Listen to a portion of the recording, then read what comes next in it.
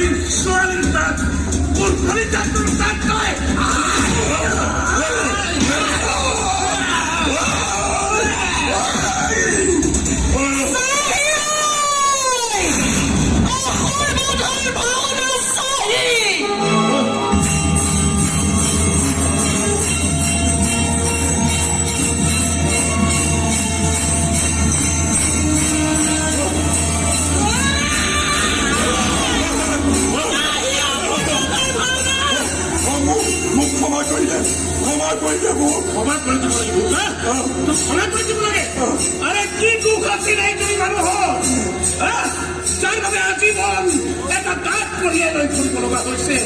কি দুখ আছিল চোৰকৰ যাৰ বাবে আজীৱন এটা বদনাম লৈ ফুৰিব লাগিব।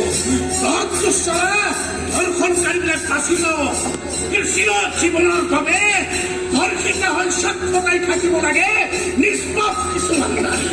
সেইকাৰণে মহালয়াৰ দিনটোলৈ মই বাচাই আছিলো।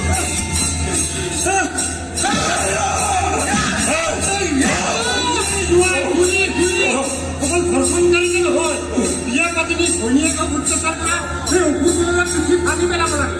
সিহঁতৰ দৰে দানৱবিলাকো ধ্বংস কৰিবলৈ ধ্বংসযজ্ঞ ভাওনা পাতিব লাগিব।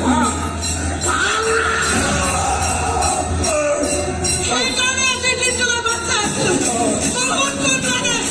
জীৱনটো দিনটো কেৱল ফটোৱাৰে থাকিলে ফটোৱাৰে থাকিলে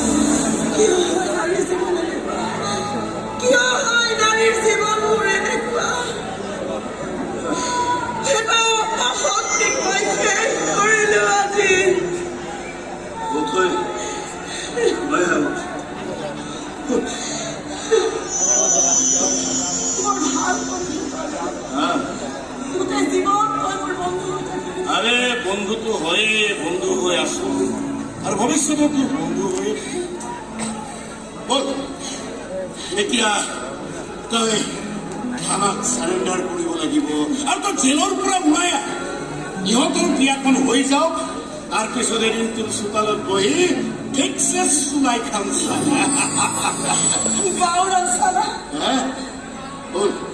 সাৰেন্ডাৰ কৰিব লাগিব নহয় থানাত। থানালৈকে মোক চাপ দিলে গোটেই জীৱনটো চাপ দিবি।